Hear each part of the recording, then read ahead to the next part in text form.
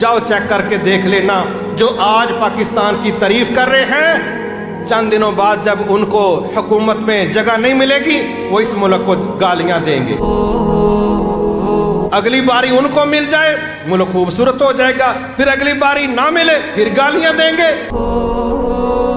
وہ ملک آزاد نہیں، وہ ملک درست نہیں، اس ملک کا بیڑا غرق ہو گیا ہے۔ کب؟ جب میری حکومت نہیں۔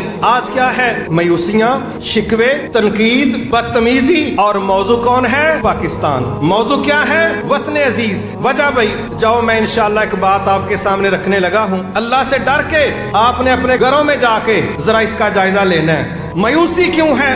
پاکستان سے شکوہ کیوں ہے؟ کون لوگ کر رہے ہیں؟ جاؤ چیک کر کے دیکھ لو۔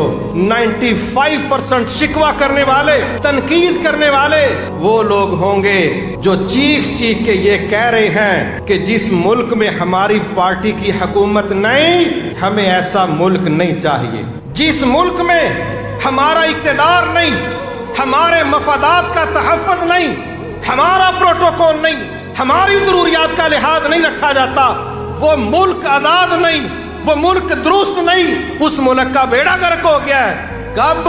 جب میری حکومت نہیں۔ اور جب ہماری حکومت ہو، جب ہم اقتدار میں ہو، اس کی کرپشن کا لیول جو مرضی ہو، اس کی بدامنی کا لیول جو مرضی ہو، IMF کے جتنی شرائط غلامی کے حوالے سے قبول کرنے کا لیول جو مرضی ہو، ورلڈ بینک کے سامنے جھکنے کا، سرنڈر کرنے کا لیول جو مرضی ہو، دنیا کے سامنے ناک زمین پر رگڑنے کا جو مرضی ذلت امیز رنگ ہو، بس اگر ہماری حکومت ہے، یہ ملک آزاد بھی ہے، یہ ملک ترقی بھی کر رہا ہے، یہ ملک خوبصورت بھی ہے، اس کے موسم بھی پیارے ہیں، اس کی فضائیں بھی پیاری ہیں، اس کی مٹی بچپن میں ہم کھا جایا کرتے تھے، یہ سب پیاری چیزیں ہیں۔ کب؟ جب میری پارٹی کی حکومت ہے، میری پارٹی کا اقتدار ہے، جب مجھے کمیشنیں آ رہی ہیں، مجھے کوٹے مل رہے ہیں، مجھے پروٹوکول مل رہا ہے تو سب کچھ ٹھیک ہے۔ اور جب میری پارٹی اقتدار میں نہیں، پھر یہ ملک گالیوں کے لائق ہے، پھر یہ رہنے کے لائق نہیں، پھر یہ ملک ہجرتوں کے لائق ہے، یہ ملک چھوڑنے کے لائق ہے۔ حیرت والی بات ہے، کیا یہ حالات ہم صرف 2023 میں دیکھ رہے ہیں؟ کیا کئی دہائیوں سے ملک کا بیڑا غرق کرنے کے لیے مختلف ادوار میں مختلف اداکار یہی ایکٹنگ نہیں کرتے رہے؟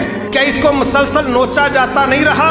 اس نے کون سا گولڈن دور دیکھا ہے اس کے حوالے دے کے ہم یہ کہہ سکیں کہ فلاں دور بڑا قابل فخر تھا؟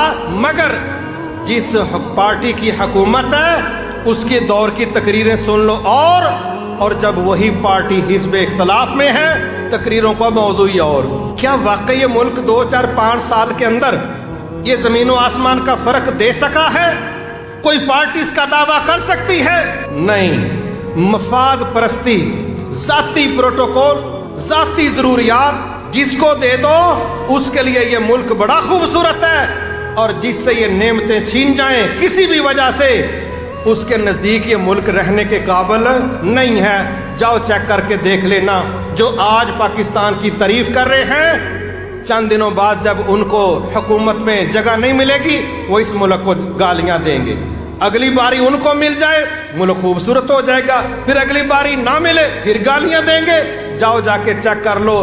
جس کارکن کی سوچ یہ ہو کہ اگر ہم اقتدار میں ہیں تو ملک خوبصورت ہے، رہنے کے قابل ہے، ترقی یافتہ اور آزاد ہے، اور جب ہم حکومت میں نہیں، ہم اقتدار میں نہیں، پھر یہ ملک رہنے کے قابل نہیں، پھر یہ غلام ملک ہے، پھر اس کا بیڑا غرق ہو گیا، پھر یہ بدبودار ہے۔ میں تو صاف کہوں گا پھر ملک بدبودار نہیں، ایسے کارکن کا دماغ بدبودار ہے، ایسے کارکن کی سوچ بدبودار ہے۔ یہ مفاد پرستانہ سوچ جس پر ہم کہیں کہ جب سب کچھ مجھے مل رہا ہے تو یہ ٹھیک ہے، جب مجھے ملنے کا اختیار نہیں ہے تو یہ ٹھیک نہیں ہے۔